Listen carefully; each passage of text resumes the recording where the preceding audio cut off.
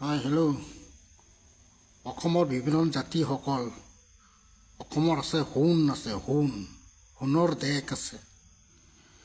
এই মুকেশ আম্বানী আদানীবিলাকক অসমত সোমাব নিদিবি। এই পলিটিকেল ৰাজনীতি সোমাই আছে, মাটি বিক্ৰী কৰাই আছে। এজনে কিনি, দুইজনে কিনিছে, দুইজনে কিনি আছে। এই সোণৰ পাহাৰ, সোণৰ দেশ, সেইবিলাক কাঢ়িব বিচাৰি আছে, বেছি আছে। লোভত অহংকাৰ হৈ গ'ল পলিটিকেল ৰাজনীতিক বিজেপি বিলাক। দুখীয়াবিলাকক নিদিয়ে তাক সোণৰ লোভ মানে আকৌ আদানীক আমদানিক বেছি দিছে। সোমাব নিদিবি ইহঁতক। য'ত ৰাজনীতিক পলিটিকেল পিছা লাগি থাক, সাৱধান হৈ থাক।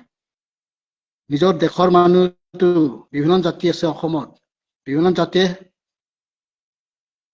হৈ থাক। কোনো এক টকা কোনো নাথাকিবি, চবে পবোৱাকৈ থাকিবি। অলপো ল'ব নিদিবি এইবিলাকক, পলিটিকেল ৰাজনীতিক আদানী আম্বানীক সোমাব নিদিবি ইয়াতে। অল অসম বেছি, চবে সাৱধান হৈ থাক। সোণৰ খবৰ পলিটিকেল ৰাজনীতিক বিলাকে খবৰ পালেই, সিহঁতে জনালেই মুকেশ আম্বানী আদানীয়ে কিনিব বিচাৰি আছে।